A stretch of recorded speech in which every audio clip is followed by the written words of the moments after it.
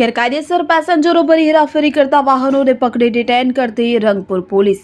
આજે અમારી સલામત સવારી, કાલ ઉઠીને કોઈ દુર્ઘટના ઘટે તો જવાબદાર કોણ?